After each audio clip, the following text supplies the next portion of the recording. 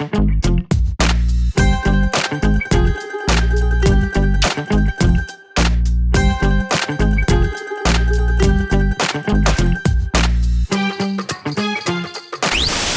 this is Carlos Corral, the Artistic Director of the El Paso Film Festival, and I'm here with another filmmaker interview. This time we're going to be interviewing James Arrabito, who happens to be a local El Paso filmmaker. So James, welcome to the party. Thanks for having me, Carlos. How you doing? I'm doing good, man. Trying to stay sane during these crazy times, and yeah, this is kind of a new experience. These are interviews that I wish I could do in person, at a festival with you. So, but it's okay. I'm glad that you have decided to share your latest feature with us. I See a Darkness. You originally started with Brooklyn Unemployed, which we screened at the Plaza Classic Film Festival when I was there as the local film coordinator. And now you are here with our festival with your sophomore feature film titled I See a Darkness. So tell me, how did this idea come up? And yeah, I'm curious to find out because you used a lot of really cool El Paso locations for this one. Yeah. So, wow. I mean, how does any idea really, it's hard to pinpoint the exact moment when an idea kind of comes to fruition. But I guess, when I was writing the script, I was pretty much thinking a lot about the concept of popular art and a concept of an artist who must do that in order to, he uses his toolkit of making films or making photography or whatever. I'm a filmmaker, so I was sort of thinking, of course, in that respect, using that to make money as opposed to doing the artistic vision that he has or exploring things that he wants to artistically, and what that can do dramatically to a person if they're, we live in a society where you have to do that. How does that affect their life if they're walking through the motions, doing things they're not interested in on a daily basis, but they must do to survive? What does that do? What does that look like for a character? So that was kind of when I was writing the screenplay, that was the foregoing thought. And, I thought, making him a photographer would be really practical. So. Yeah. And I'm glad you kind of mentioned that because I kind of feel like we as artists sometimes go through these phases because you're right. A lot of times, we have to do the commercial work. We got to, how do they put it? We got to play the hits. We got to make sure that we are always doing our artwork to satisfy someone else rather than ourselves. But yeah, so... but also, what I thought was really interesting is that I feel that art is also a very collaborative medium. So with this film, kind of tell me how you built your team. I know that when you did Brooklyn Unemployed, that was mostly you, filming between New York and here in El Paso. And I know you told me stories where you did a lot of stuff on your own, but this time, and full disclosure, I didn't disclose this. I actually did work on the movie a couple of days. So just for the audience to know, I was actually a location sound mixer. And then our friend Rael did the rest of the film. And Braulio Beltran. Oh, yes. We had three. Yeah. We had three mixers. Rael had to drop out sometime. Yeah. So. Yeah. And of course, I decided to chase political ambitions, but that's another story. Sure. No, but I was actually, what I did like the days that I was with you on this production was just how cohesive of a collaborative space you made for everybody. So tell me how that process went for this film, I See a Darkness, versus what you did with Brooklyn Unemployed. Well, yeah, with Brooklyn Unemployed, we had absolutely no money. Our budget was $2,000, and it was just friends. It was shooting on weekends when we could get together. We'd cut it, then look at it and try to get a location for that weekend. And it was just very, we shot it in New York. We had no money, so it was very guerrilla. We were stealing locations.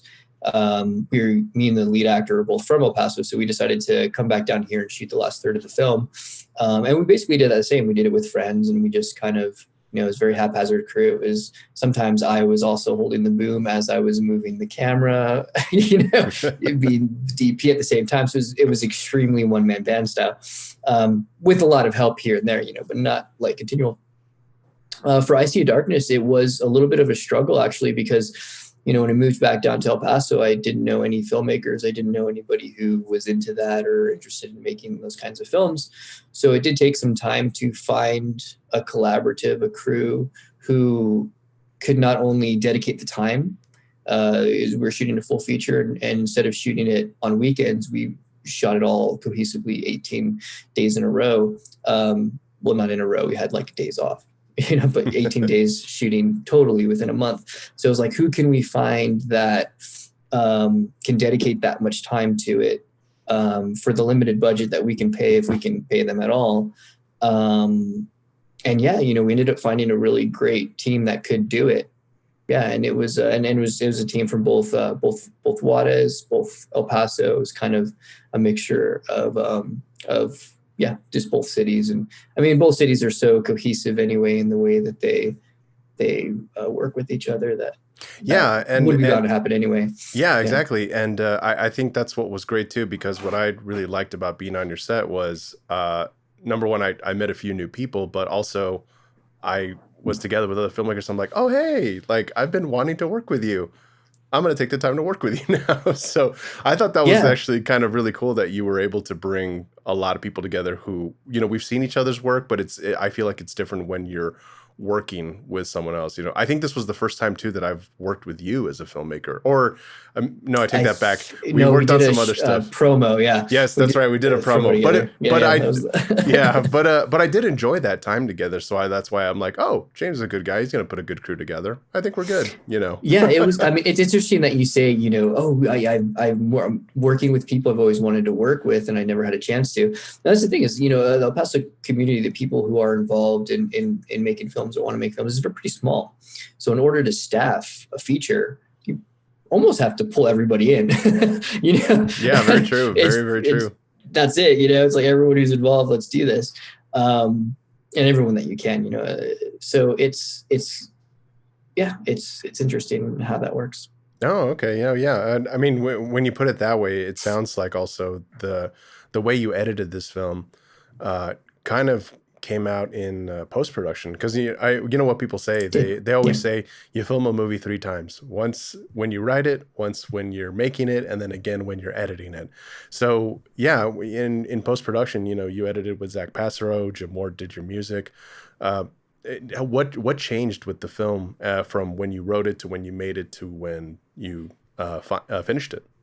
Sure, you are absolutely correct. That whole process of editing and storytelling happened in post-production. Originally, we had a very plot point driven story planned out, and it was a little bit more recognizable in what was happening, but it was harder to completely connect with what was happening emotionally for the character. So the challenge was to kind of like sit back and be like, okay, well, I have this element in here about Indigenous storytelling and culture that kind of starts off the movie, is throughout the movie a little bit, the references to it, at least it's not specifically apparent, it's a reference to it. And we can use that as sort of the fabric of the film, and kind of weave in the emotionality of it that way. And yeah, so that was a huge part of it. And then we're also, Jim was writing the score as we were editing. So we would get pieces of music in that would drastically change our edit. We would get something and be like, ooh, that's really cool. We could do this, and this, so you're constantly evolving and you're constantly growing. And yeah, you're totally right. You make the film many, many times, and you write it, and you shoot it. So when we were making the film, the reason why the structure is really the way it is because of El Paso itself. So you see El Paso is, it's a border town. It's on the border of Mexico, Ciudad Juarez, and Las Cruces, New Mexico. So it's in the borderlands. But within that, it's also in the Southwest, where you have a lot of indigenous land and indigenous cultures. But El Paso itself, like many cities, is suburban. A lot of it, most of it is very, very suburban. So we don't go around constantly thinking of it as being Southwest indigenous land all the time. I mean, the culture is steeped there, but a lot of it is very suburban in our day-to-day kind of lives. So the actual structure of it comes from indigenous storytelling and sort of really focused on the certain aspects of it and the chaos of it. And that sort of, and it's not really talked about in the film because almost in connection to how it's not really talked about in real life. When you realize it's just part of it, So that's sort of, that was my reasoning behind having this really abstract structure And, you know, that also follows the existential crisis of the main character. You know, why he, one of the main things we're studying is one of the main themes of the film is the fragility of the male ego, right?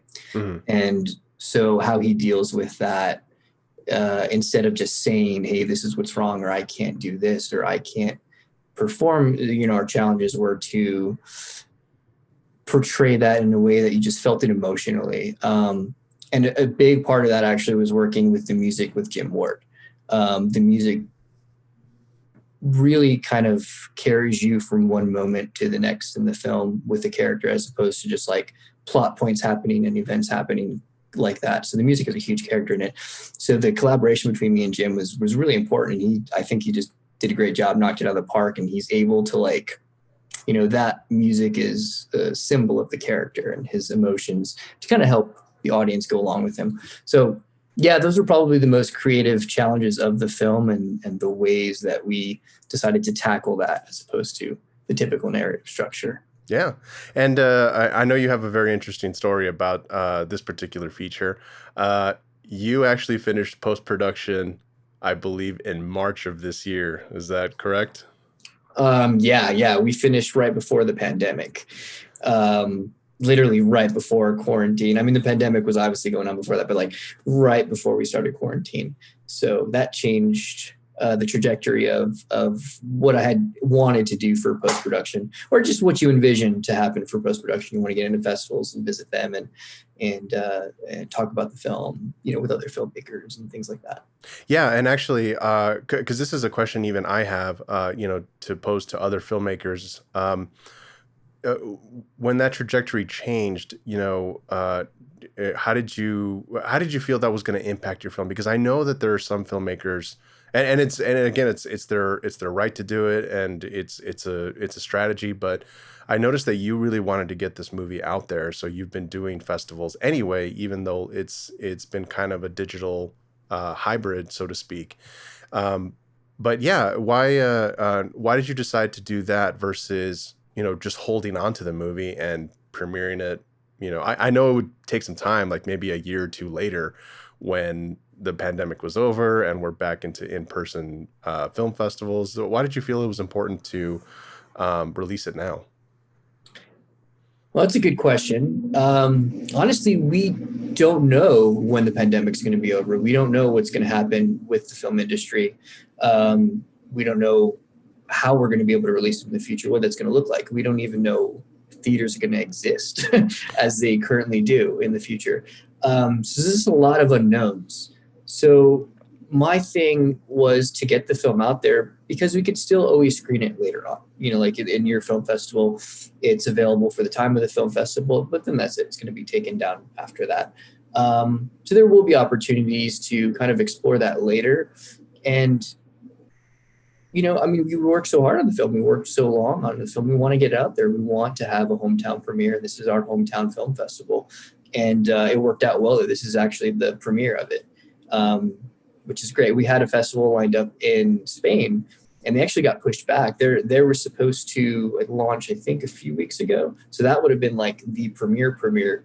I mean, but theirs was a physical festival, but they got completely shut down, and I think postponed for another month or so. So it's nice that it worked out that the hometown film festival was the actual premiere. Oh, okay. Well, yeah, I thought Yeah, you were going to premiere in yeah, Spain first, and I figured, yeah, that's okay. Europe yeah, is handling it, but now with cases going up everywhere, it's yeah. It's like, everywhere. It's like, yeah, no, and yeah, that's interesting that, like you said, it's always hard to, hold on to something when so many people have worked on it and they all want to see it.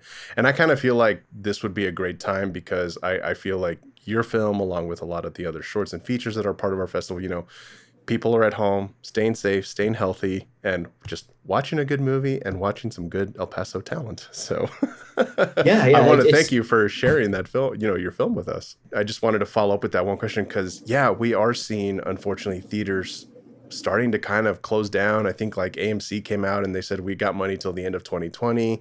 A lot of releases are being pushed back. Now a lot of movies are being available like on streaming, on Netflix, Disney Plus, that kind yeah. of thing. So yeah, I'm really hoping that theaters are still around, hopefully for next fall for us, because we want to come back and be in person if everything is safe and there's a vaccine and everything. But yeah, I'm hoping to bring back some of the films that we are premiering now on our digital festival on our Roku and Apple and Fire TV channels, because movies are made to be watched in a movie theater.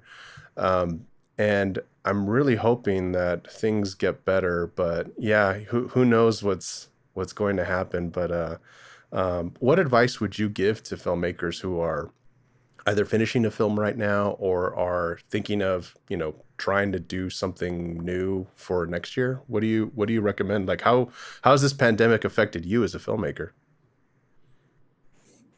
I mean, I know, difficult question. I'm sorry. No, it's a good question. It's a really good question. And well, I mean, there's a lot of different parts there of how it's affected me and what advice I would give to other people. It's hard to give advice to other people, because what I would say is, just if you're interested in making films, be realistic about it. Think about what this current state of the world is. Think about what kind of films you want to make. Think about, do you know anybody in the industry? How are you going to get into the industry? Is the industry where you want to make films? You can do all of these things, but have a strategy, because it's a very difficult business to get into. It's going to require a lot of time, a lot of hard work. So make sure it is something that you want to do and that you do have a cohesive strategy to do it. With the way the world's going and the pandemic and how films will be shown, how they'll be made, that's all up in the air. So, you do have the opportunity to kind of, create your own path and how you're going to produce your films and get them out there. But yeah, just be cognizant of your abilities and your strengths and weaknesses and opportunities, and use those to create a career. Yeah, I think just with everything that's going on, I feel like there's going to be a lot of innovation later, because I also feel like, Sure. As artists being entrapped like this, it's like we have so many creative things to say, but we're really hoping that the platform for us to show those creative films will hopefully still be there. Hopefully exist. And, if we're trying to get our stuff out there, hopefully that they'll be able to get out there just in the first place, and that they still exist and that we'll be able to get on them. Yeah. Or you're creating new ways to do that, whatever that may be. Yeah, and that's what we're hoping to do here at the El Paso Film Festival with our streaming TV channel. So we're really hoping people will tune in and enjoy your film, I See a Darkness. So James, I want to thank you so much for being our guest today as our filmmaker interview. And to all of you watching at home, I want to invite you all to watch I See a Darkness. James is around social media, so if you guys have any questions, please feel free to comment, or I guess they can DM you too, right? Sure, yeah. It's however you can contact me on social media. I'll try to get back to you as soon as I can. Of course. Well, James, I want to thank you again for being our guest today, and we wish you all the best here at El Paso Film Festival. And again, we want to thank you for sharing your film, I See a Darkness, and for putting together such an amazing El Paso cast and crew for this film. Thank you, Carlos. I wish you luck with the festival as well, and I'm really excited to be a part of it. Thank you for having us. Of course. And to everyone else, again, stay safe, stay healthy. Our films are available now on our Roku, Apple, and Fire TV channels. Please tune in to the El Paso Film Festival, and stay safe and healthy in your homes. I keep saying that over and over, but I really, truly mean it. We've had kind of a spike here in El Paso, so please, everyone, stay home, stay safe, and stay healthy. Thanks, everyone, and we'll see you at the next Filmmaker interview.